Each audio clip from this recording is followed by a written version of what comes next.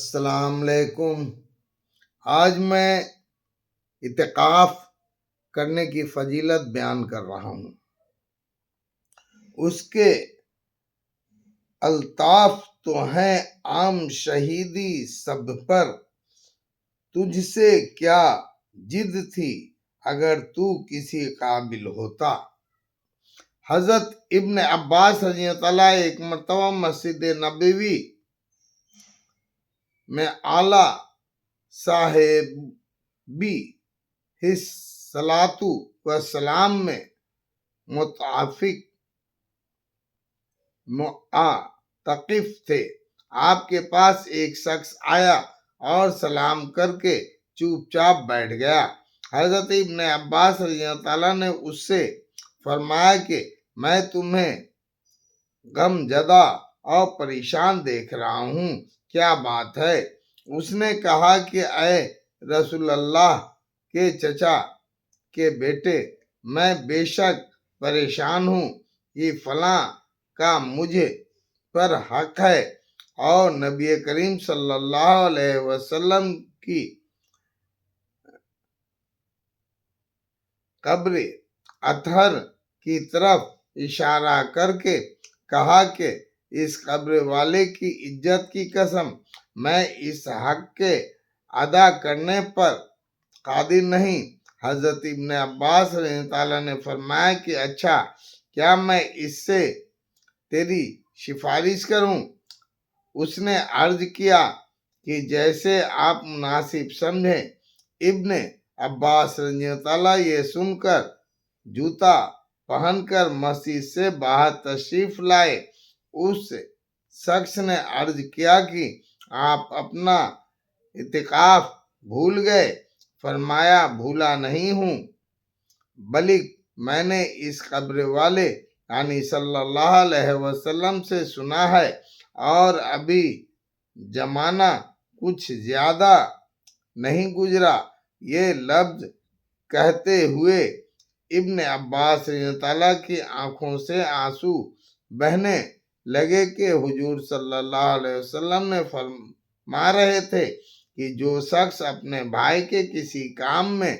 چلے پھرے اور کوشش کرے کہ اس کے لیے 10 برس کے اعتکاف سے افضل ہے، اور جو شخص ایک دن کا اعتکاف بھی اللہ کی رضا کے واسطے کرتا ہے، تو حق تعالیٰ شانہ اس کے اور جہنم کے درمیان 3 خندقیں آڑ فرما دیتے ہیں، جن کی مسافت آسمان اور زمین کے درمیان مسافت سے بھی زیادہ چوڑی ہے۔ اور جب ایک دن کے اعتکاف کی یہ فضیلت ہے تو 10 برس کے اعتکاف کی کیا کچھ مقدار ہوگی۔ فائدہ: اس حدیث سے جو مضمون معلوم ہوئے، اول یہ کہ ایک دن کے اعتکاف کا ثواب یہ ہے کہ حق تعالیٰ شانہ اس کے اور جہنم کے درمیان 3 خندق حائل فرما دیتے ہیں، اور ہر خندق اتنی بڑی ہے کہ جتنا سارا جہاں، اور ایک دن سے زیادہ جس قدر زیادہ دنوں کا اعتکاف ہوگا اتنا ہی اجر زیادہ ہوگا۔ علامہ شیرانی رحمۃ اللہ علیہ نے کشف الغمہ میں نبی کریم صلی اللہ علیہ وسلم کا ارشاد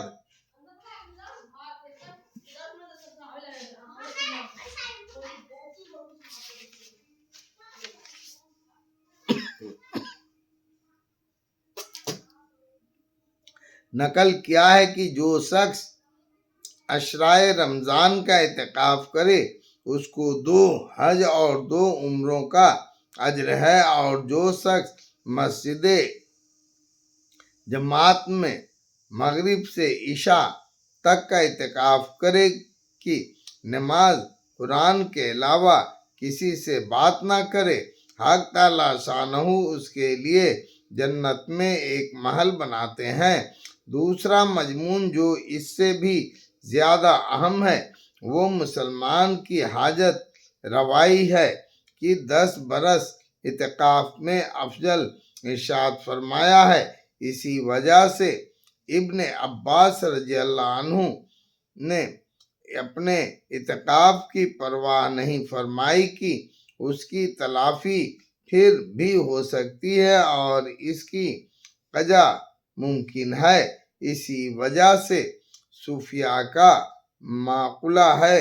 کہ اللہ جل شانہ کے ہاں ٹوٹے دل کی جتنی قدر ہے کہ اتنی کسی چیز کی نہیں۔ یہی وجہ ہے کہ مظلوم کی بد دعا سے احادیث میں بہت ڈرایا گیا ہے۔ حضور صلی اللہ علیہ وسلم جب کسی شخص کا حاکم بنا کر بھیجتے تھے اور نصایح یعنی نصیحت کے ساتھ وَاتَّقِ دعوۃ المظلوم بھی ارشاد فرماتے تھے کہ مظلوم کی بد دعا سے بچیے۔ بے ترس آج آہے مظلوم کی ہنگام دعا کردن اجازت اج در حق باہر اتقا بال نی آیت۔ ترجمہ: ڈر مظلوم کی آہ سے، کیونکہ ان کی دعا کے وقت اللہ کے یہاں سے مقبولیت آ کر استقبال کرتی ہے۔ اس جگہ ایک مسئلے کا خیال رکھنا ضروری ہے کہ کسی مسلمان کی حاجت روائی کے لیے بھی مسجد سے نکلنے سے اعتکاف ٹوٹ جاتا ہے، اور اگر اعتکاف واجب ہو تو اس کی قضا واجب ہوتی ہے۔ نبی کریم صلی اللہ علیہ وسلم ضرورت بشری کے علاوہ کسی ضرورت سے بھی مسجد سے باہر تشریف نہیں لاتے تھے۔ حضرت ابن عباس رضی اللہ عنہ کا یہ عشاء کی دوسرے کی وجہ سے اپنا اعتکاف توڑ دیا۔ ایسے ہی لوگوں کے مناسب ہے کہ دوسروں کی خاطر خود پیاسے تڑپ تڑپ کر مر جائیں، مگر پانی کا آخری قطرہ اس لیے نہ پیے کہ دوسرا زخمی جو پاس لیٹا ہوا ہے وہ اپنے سے مقدم ہے۔ یہ بھی ممکن ہے کہ حضرت ابن عباس رضی اللہ عنہ کا یہ اعتکاف نفلی اعتکاف ہو۔ اس صورت میں کوئی اشکال نہیں۔ ختمے میں ایک طویل حدیث جس میں کوئی 9 کے فضائل ارشاد فرمائے ہیں جس ذکر کر کے اس رسالے کو ختم کیا جاتا ہے۔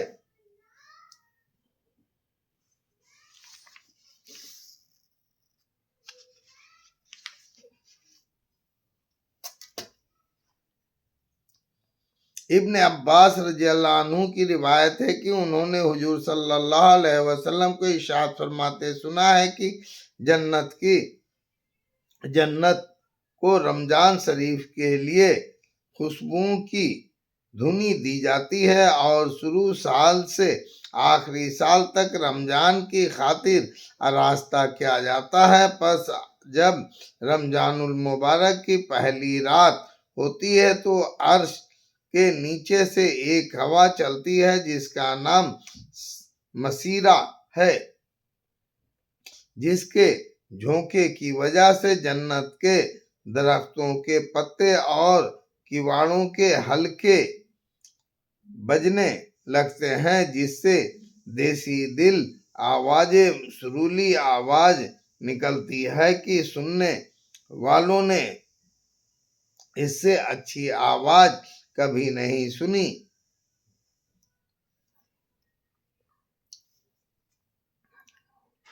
پس خوشنما آنکھوں والی حوریں اپنے مکانوں سے نکل کر جنت کے بالا خانوں کے درمیان کھڑے ہو کر آواز دیتی ہیں کہ کوئی ہے اللہ تعالیٰ کی بارگاہ میں ہم سے منگنی کرنے والا تاکہ حق تعالی شانہ اس کو ہم سے جوڑ دے۔ پھر وہی پورے جنت کے داروغہ یعنی رضوان سے پوچھتی ہیں کہ یہ کیسی رات ہے؟ وہ لبیک کہہ کر جواب دیتے ہیں کہ رمضان المبارک کی پہلی رات ہے۔ جنت کے دروازے محمد صلی اللہ علیہ وسلم کی امت کے لیے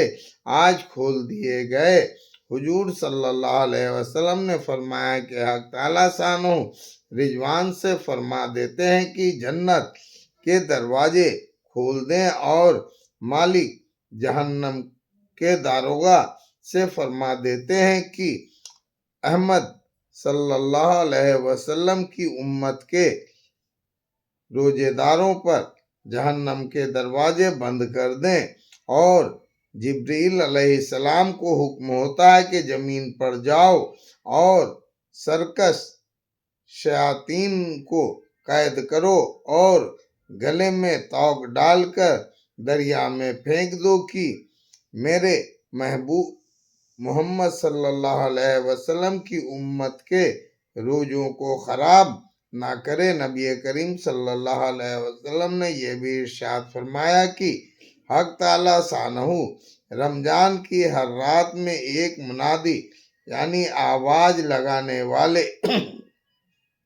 کو حکم فرماتے ہیں کہ 3 مرتبہ آواز دے کہ ہے کوئی مانگنے والا جس کو میں عطا کروں، ہے کوئی توبہ کرنے والا کہ میں اس کی توبہ قبول کروں، ہے کوئی مغفرت چاہنے والا کہ میں اس کی مغفرت کروں۔ کون ہے جو غنی کو قرض دے، ایسا غنی جو نادار غریب نہیں، ایسا پورا ادا کرنے والا جو ذرا بھی کم نہیں کرتا۔ حضور صلی اللہ علیہ وسلم نے فرمایا کہ حق تعالی شانہ رمضان شریف میں روزانہ افطار کے وقت ایسے 10 لاکھ آدمیوں کو جہنم سے خلاصی مرحمت فرماتے ہیں جو جہنم سے مستحق ہو چکے ہیں، جہنم کے مستحق ہو چکے تھے۔ اور جب رمضان کا آخری دن ہوتا ہے تو یکم رمضان سے آج تک جس قدر لوگ جہنم سے آزاد کیے گئے تھے ان کے برابر اس ایک دن میں آزاد فرماتے ہیں۔ اور جس رات شب قدر ہوتی ہے، حق تعالی شانہ حضرت جبرائیل علیہ السلام کو حکم فرماتے ہیں، وہ فرشتوں کے ایک بڑے لشکر کے ساتھ زمین پر اترتے ہیں۔ ان کے ساتھ ایک سبز جھنڈا ہوتا ہے جس کو کعبے کے اوپر کھڑا کرتے ہیں، اور حضرت جبرائیل علیہ السلام کے 100 بازو ہیں، جن میں سے 2 بازو وہ صرف اسی رات میں کھولتے ہیں، جن کو مشرق سے مغرب تک پھیلا دیتے ہیں۔ پھر حضرت جبرائیل علیہ السلام فرشتوں کو تقاضا فرماتے ہیں کہ جو مسلمان آج کی رات میں کھڑا ہو یا بیٹھا ہو، نماز پڑھ رہا ہو یا ذکر کر رہا ہو،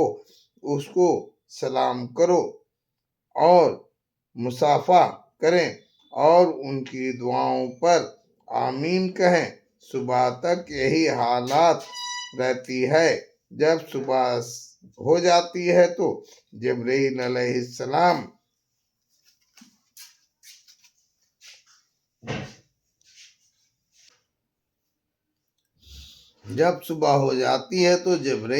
السلام آواز دیتے ہیں کہ اے فرشتوں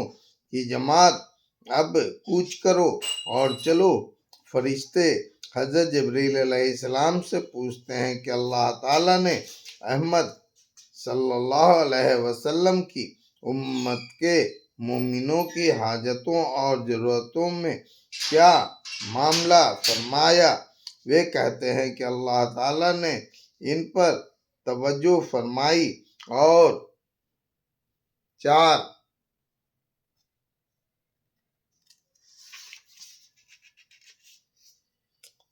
شخصوں کے علاوہ سب کو معاف فرما دیا۔ صحابہ رضی اللہ تعالیٰ نے پوچھا کہ یا رسول اللہ وہ 4 شخص کون ہیں؟ ارشاد ہوا کہ ایک وہ شخص جو شراب کا عادی ہو، دوسرا وہ شخص جو والدین کی نافرمانی کرنے والا ہو، تیسرا وہ شخص جو قطع رحمی یعنی رشتے ختم کرنے والا اور ناتا توڑنے والا ہو، چوتھا وہ شخص جو کینہ رکھنے والا ہو اور آپس میں قطع تعلق کرنے والا ہو۔ پھر جب عید الفطر کا رات ہوتی ہے تو اس کا نام آسمانوں پر لیلۃ الجائزہ یعنی انعام کی رات سے لیا جاتا ہے، اور جب عید کی صبح ہوتی ہے تو حق تعالیٰ شانہ فرشتے کو تمام شہروں میں بھیجتے ہیں، زمین پر اتر کر تمام گلیوں راستوں کے سروں پر کھڑے ہو جاتے ہیں اور ایسی آواز سے جن کو جنات اور انسان کے سوا ہر مخلوق سنتی ہے، پکارتے ہیں کہ اے محمد صلی اللہ علیہ وسلم، اس کریم رب کی درگاہ کی طرف چلو جو بہت زیادہ عطا فرمانے والا ہے۔ پھر جب لوگ عیدگاہ کی طرف نکلتے ہیں تو حق تعالیٰ شانہ فرشتوں سے دریافت فرماتے ہیں کیا بدلہ ہے اس مزدور کا جو اپنا کام پورا کر چکا ہو؟ وہ عرض کرتے ہیں کہ ہمارے معبود اور ہمارے مالک، اس کا بدلہ یہی ہے کہ اس کی مزدوری پوری دے دی جائے۔ تو حق تعالیٰ شانہ ارشاد فرماتے ہیں کہ اے فرشتوں، میں تمہیں گواہ بناتا ہوں، میں ان کو رمضان کے روزے اور تراویح کے بدلے میں اپنی رضا اور مغفرت عطا کر دی۔ اور بندوں سے خطاب فرما کر ارشاد ہوتا ہے کہ میرے بندوں، مجھ سے مانگو، میری عزت کی قسم، میرے جلال کی قسم، آج کے دن اپنے اس اجتماع میں مجھ سے اپنی آخرت کے بارے میں جو سوال کرو گے عطا کروں گا، اور دنیا کے بارے میں جو سوال کرو گے اس میں تمہاری مصلحت پر نظر کروں گا۔ میری عزت کی قسم کہ جب تک تم میرا خیال رکھو گے میں تمہاری لرزشوں پر ستاری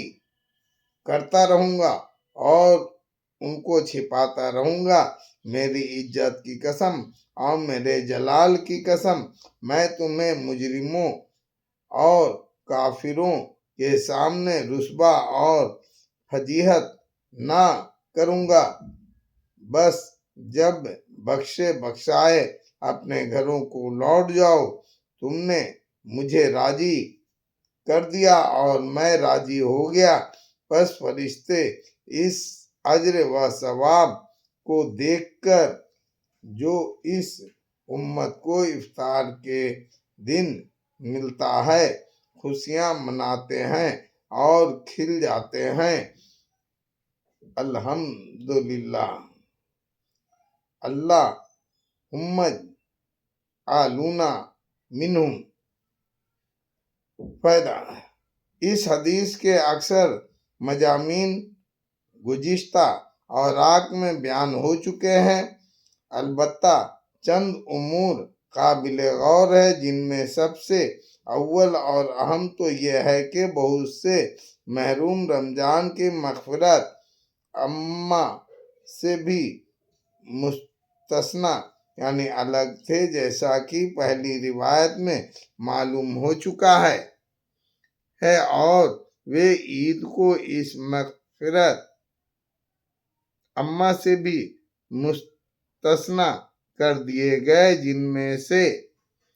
آپس کے لڑنے والے اور والدین کی نافرمانی کرنے والے بھی ہیں۔ ان سے کوئی پوچھے کہ تم نے اللہ کو ناراض کر کے اپنے لیے کون سا ٹھکانہ ڈھونڈ رکھا ہے، افسوس تم پر بھی اور تمہاری اس عزت پر بھی جس کے حاصل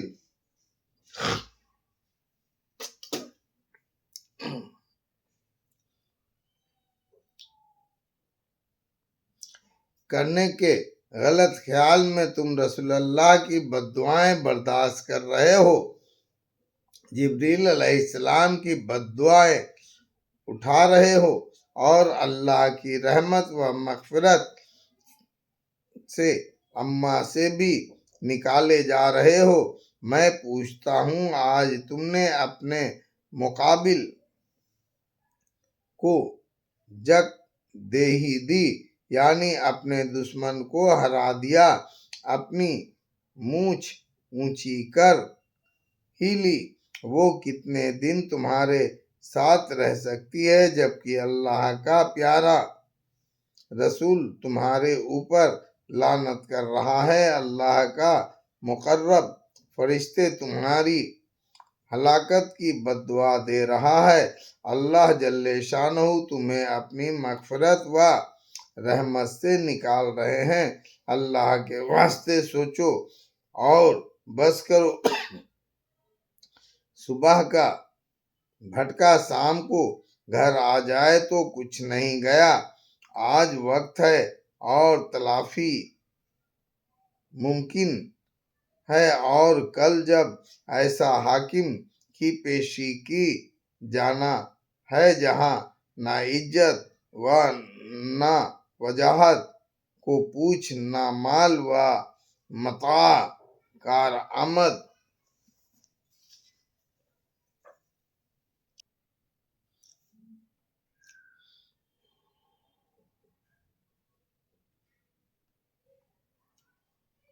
یہاں صرف تمہارے اعمال کی